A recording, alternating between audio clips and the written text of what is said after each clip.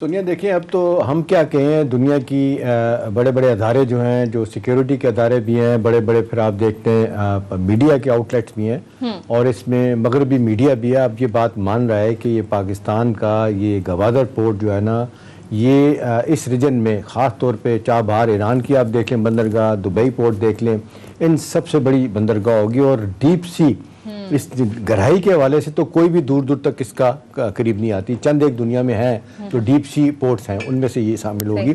اس کا مطلب ہے کہ ایک وقت میں بے شمار بڑے بڑے جہاز جو ہے نا یہاں پہ لنگر انداز ہو سکتے ہیں. ایک عرصے سے تو ہم دیکھ رہے ہیں کہ یہاں پہ شپس آتے ہیں لیکن جتنی تیزی کے ساتھ ٹریڈ ہونی چاہیے اتنی نہیں ہو رہی تھی. اب یہ سی پیک کے ساتھ ون بیلٹ ون روڈ اس کا آپریشنل ہو جانا اور پھر اس طرح آگے جانا اور پھر جتنی تیزی کے ساتھ ہم نے دیکھا پچھلے چند سالوں میں اس پہ کام ہوا ہے, یہ واقعتاً اس کو گیم چینجر ہونے جا رہا ہے یہ سی پیک کا کے کانٹیکسٹ میں ہمارا یہ گوادر. اور جس طریقے سے گوادر اور سینگ کیانگ کو ریل کے ذریعے ملایا گیا, روڈ کے ذریعے ملایا گیا, بلینز آف ڈالر جو ہے نا وہ انویسٹمنٹ کی گئی ہے چائنا کی طرف سے.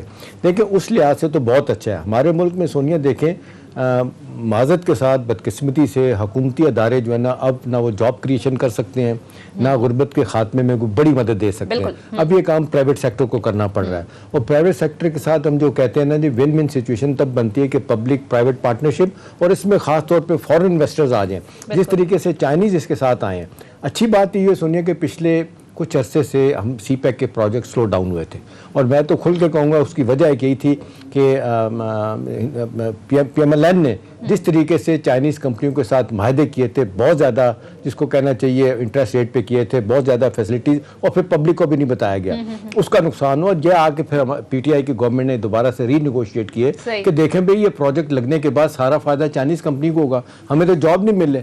اس کا فائدہ یہ ہوا کہ 9 اکنامک زون جو بننے جا رہے ہیں چائنیز نے سونیا پہلی مرتبہ بڑے کھلے دل سے مانا کہ جی یہاں پہ سارے کے سارے میجورٹی 80% جاب پاکستانیوں کے دیے جائیں گے اور دینا شروع کر دیے. 3 جو ہے تقریباً بننے کے قریب ہے.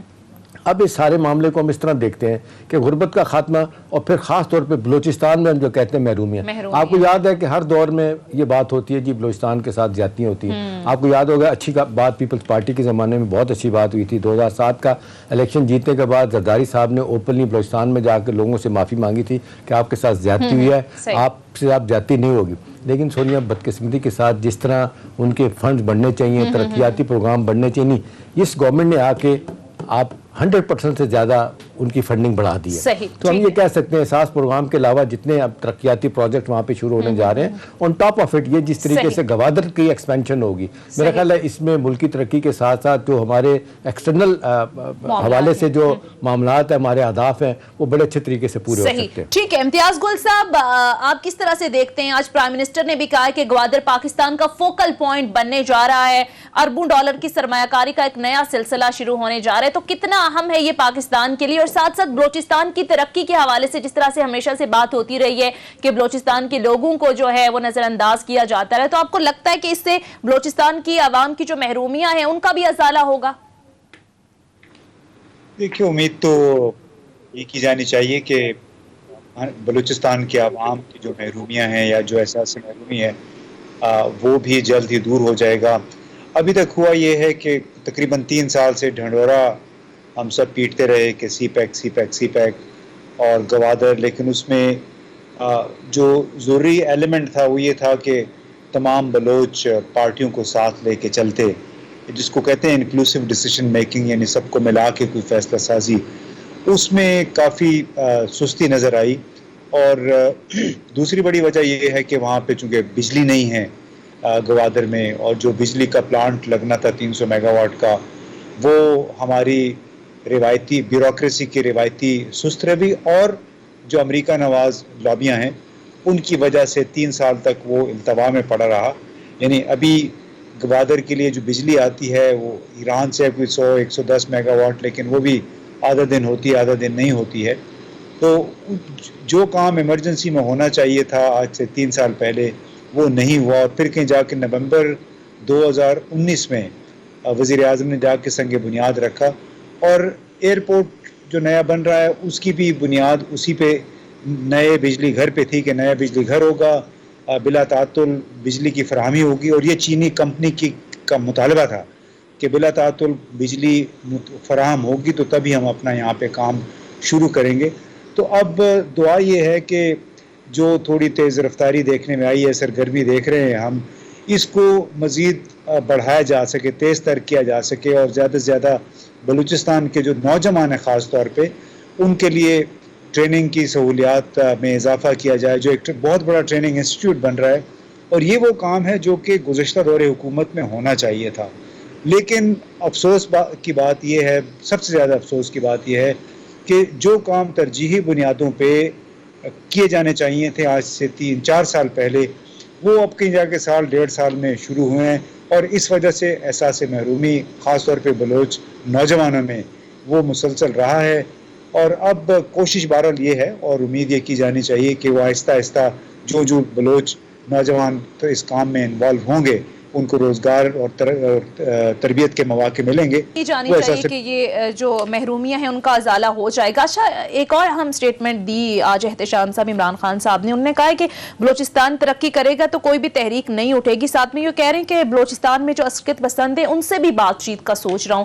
اس کو کیسے دیکھتے ہیں؟ دیکھیں سونیا, یہ بظاہر تو یہ بات بڑی حیرت والی ہے, کیونکہ ایک عرصے سے ہم یہی سن رہے تھے کہ جی جس طریقے سے ٹیک آن کیا دہشت گردوں کے خلاف, عسکریت پسندوں کے خلاف, پھر جس طریقے سے آپ نے دیکھا, مجھ سے زیادہ امتیاز صاحب جانتے ہیں کہ باہر بیٹھ کے جو لوگ کس طرح کاروائیاں کرتے ہیں, کوئی کابل میں بیٹھا ہے, کوئی سوئٹزرلینڈ میں بیٹھا ہے, کوئی انگلینڈ میں بیٹھا ہے.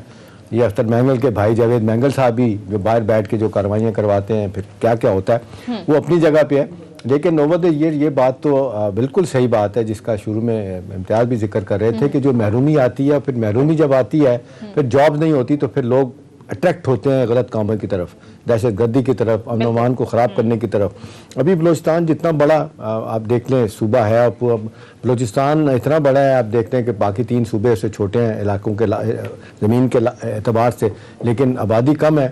جس طریقے سے ہم دیکھا اوور یہ اس کے ساتھ زیادتی ہوتی رہی ہے, فنڈز پورے نہیں ملتے رہے, وعدے کیے گئے پورے نہیں کیے گئے, اور پھر جس طریقے سے آپ دیکھ لیں پولیٹیکل پارٹیز کا معذرت کے ساتھ رویہ رہا ہے, انہوں نے بھی اگنور پورے طریقے سے کیا. اب اس وقت جس طریقے سے بات ہو رہی ہے اور یہ ملیٹنسی کی جو بات کی ہے پرائم منسٹر نے کہ جی ہم بات کرنے کا سوچ رہے ہیں, تو بہت اچھی بات ہے. یہ ہمیشہ ہم کہتے ہیں کہ جی مین سٹریم دائرے میں سیاسی طور پہ ان کو لانا چاہیے, ان سے بات چیت کرنی چاہیے. لیکن سوال یہ کہ کس سے بات کریں گے, بات کیسے شروع ہوگی, کون کرے گا. اور پھر جس طریقے سے آپ دیکھ رہے ہیں کہ آئے دن ہم نے دیکھا کہ ایک تو دہشت گردوں کے حملے ہوتے ہی ہیں ہماری فورسز پہ, دوسرا پھر جو ہزارہ کمیونٹی کے خلاف آپ دیکھ لیں ریلیجس بنیادوں پہ ان کو مارا جاتا ہے, وہ ایک علیحدہ چیز ہے. بیسیکلی تو لشکر جنگی سے کام شروع ہوا تھا, یہی پھیل کے کہاں سے کہاں گئے اور انہوں نے جا کے اپنے پنجے پھیلائے.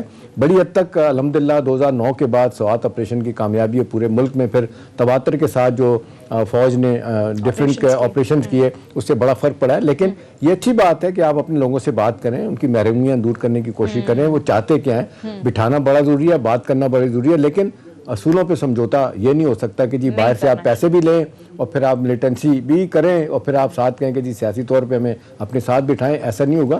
ڈیفینیٹلی حکومت سوچ بچار کر کے بات کرے گی کن لوگوں سے بات کرنی ہے, کن لوگوں سے بات نہیں کرنی. ٹھیک ہے. اچھا امتیاز گل صاحب, ایک تو اس پر بھی کامنٹ کیجئے گا جو عسکریت پسندوں سے بات چیت کے حوالے سے پرائم منسٹر نے آج بات کی. اس کے ساتھ ساتھ آج ہم نے دیکھا چیئرمین سی پیک اتھارٹی کی جانب سے بھی یہ کہا گیا کہ سی پیک حاسدوں اور شر پسندوں کے نشانے پر ہے. اس وقت جو افغانستان کی اوورآل صورتحال ہے, ظاہر اس کا امپیکٹ پاکستان پر بھی آنے والے دنوں میں ہم دیکھیں گے. اس کے ساتھ ساتھ ہم نے دیکھا کہ پہلے دن سے ہی بھارت اور جو مغربی کچھ ممالک ہیں ان کو سی پیک ہٹکتا رہا ہے. بلوچستان میں راک کے ملوث ہونے کے شواہد بھی موجود ہیں. تو آپ کو کیا لگتا ہے اس سارے تناظر میں سیکیورٹی اداروں کے لیے کتنا بڑا چیلنج ہے اس ساری صورتحال سے نمٹنا؟ دیکھیے چیلنج تو میں سمجھتا ہوں ہمیشہ رہے گا, اور اس کی بنیادی وجہ ہمارے بھارت کے ساتھ بگڑے ہوئے تعلقات ہیں یا کشیدگی ہے. اور جب تک بھارت کے ساتھ ہمارے تعلقات بہتر نہیں ہوتے, جب تک بھارت کی موجودہ حکومت پاکستان کے حوالے سے اپنا نقطہ نظر تبدیل نہیں کرتی, اور جب تک وہ پاکستان کو سزا دینے کی ان کی ایک اپروچ ہے, یعنی پاکستان کو تنگ کرنے کی اپروچ ہے, وہ تبدیل نہیں ہوتی, بلوچستان میں خاص طور پہ یوں ہی تخریب کاری کا سلسلہ جاری رہے گا. آپ دیکھیے روزانہ تقریباً روزانہ وہاں پہ 1 2 3 4 ہمارے نوجوان جو فوجی ہیں یا ایف سی کے ہیں وہ بیچارے شہید ہو رہے ہیں, اور یہ ایک بڑا منظم انداز میں یہ ٹارگٹ کلنگ ہو رہی ہے, اور اس کا بنیادی مقصد یہی ہے کہ ایک عدم استحکام کا اور غیر محفوظ ہونے کا تاثر دیا جائے بلوچستان میں. لیکن چینی حکومت کو بھی پتہ ہے, چینی حکام بھی اس سے بخوبی آگاہ ہیں, اور خود پاکستان کی سیکیورٹی فورسز بھی بڑے جتنا ان سے ہو سکتا ہے وہ کر رہے ہیں.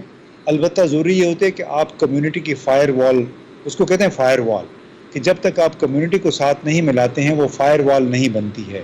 یعنی جتنا آپ لوگوں کو اس میں ساتھ ملائیں گے, مقامی لوگوں کو, اتنا ہی جو تخریب کاری یا دہشت گردی کا خطرہ ہے وہ نسبتاً کم ہوتا چلا جاتا ہے.